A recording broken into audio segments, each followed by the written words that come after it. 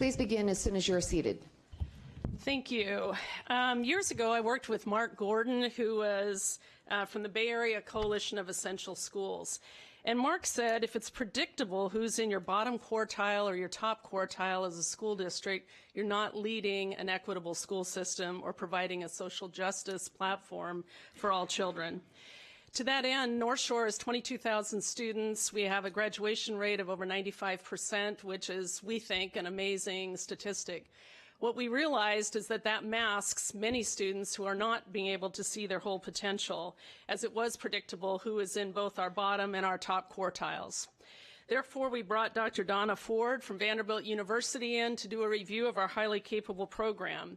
Dr. Ford said we will never close the achievement gap in this country until we address the overrepresentation of children of color, poverty, and language, and the underrepresentation of those same children in our highly capable programs. She's very clear that the barriers that other speakers have talked about, the Saturdays, the nomination processes, are not going to be helpful on an equity agenda. In fact, even our student board members, Ish, talked about the picture with the boxes and the children trying to look over the fence. He believes that that creates a picture of children of color at a deficit, and he finds that unacceptable. What he said is, as a nation, as a legislature, and as a school district, we need to remove the fence. So we think that the fence is part of these gatekeeping strategies. In our district, since January 8th, we have tested 16,000 students. We have screened every one of our kindergarten through 8th graders, and not surprisingly, what we found is that many of our students who have traditionally been underserved are not qualifying. 2 data points I'd like to share with you is currently we have 28 low-income students in our highly capable program. As a result of our screening, over 200 will move forward for assessment. ELL, we currently have 11 in our program, and 261 as a result of the screening will now move forward. So we want to say that traditionally, we want to talk about not just the access to screening, but the proper screening. Dr. Ford indicated that the screener we had previously used, the COGAT, in fact, was not culturally responsive, that our Asian and white students would score 20 points higher than our Hispanic and Black students. So that was our assessment previously. We shelved it and went with a new assessment, which we think also helped. So thank you. Please proceed. Good afternoon. My name is Angie Hinojos Yusuf. I'm here today to urge you to support House Bill 2927, which calls for HiCap students to be evaluated using multiple measures. Our district recently did an audit of HiCap test data in an effort to identify kids they had missed. They found 300 more kids during that process, and my son was one of them. Many of the children newly identified were from underrepresented groups. All had previously tested.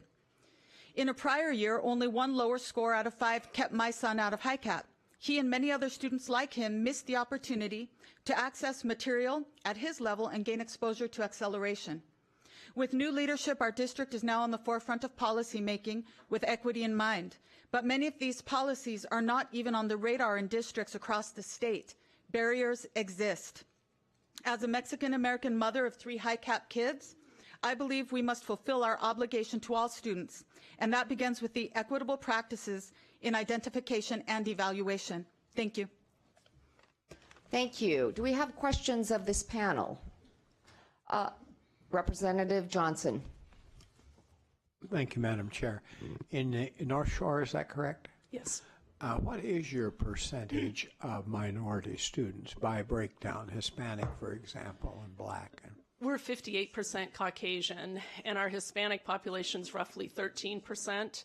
Our Asian population is closing in on 15%. We have 94 home languages spoken in the district. Our African American student percentage is in the 3% range. Thank you. Thank you, Madam Chair. Thank you. I also have a question for Dr. Reid. I'm struck by your testimony, and what strikes me is the contrast of the Northshore School District to my own school district, the Seattle Public Schools, as we heard from the director for the Washington State PTA. It seems to me that even without the legislation, I'm not saying that the legislation won't go forward, but it seems to me even without the legislation, there's a real issue of will within the districts, and that seems to be the key issue. why would you suggest that mandating this into state law is preferable over leading the horse to water? I think sometimes people need help with the will to lead. For me, it's a moral imperative. Every child needs to be in the best mountaintop experience they have. We don't know which child is going to cure cancer, which child's going to finally figure out world peace, right? So every child needs to have So that I guess my opportunity. follow-up question then is this. With the 295 school districts, do we have a sense of how many districts actually implement a reasonable, progressive, forward-thinking, highly capable policy?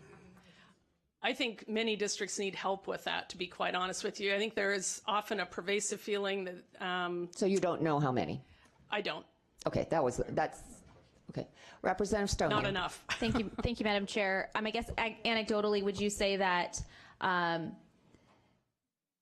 the groups that are advising at a district level these programs are heavily influenced by those that are already participating or advocating for the existing program as it exists versus looking through the lens of who's not in the program and perhaps ought to be, because that voice is largely lacking in the advocacy meetings or in the planning and design meetings that happen at district levels, and that the legislation may help right that? I think the legislation is necessary to give us a blueprint. I think it doesn't substitute for leadership and the will to do what's right for children, but it is a necessary feature to put it on the, if you will, dashboard for people to say, yep, that's something we need to think about. We don't want it to be predictable who's in our lowest quartile or our highest quartile. That's for every child. Representative Harris.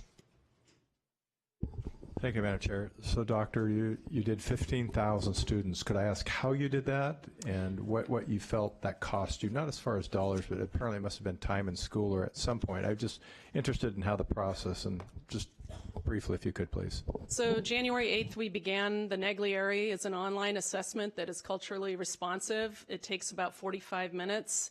We're going to be finished this Thursday, so we'll have tested roughly 1,000 students a day. We believe that regardless of the cost to not do it is too high. Thank you. Are there further questions?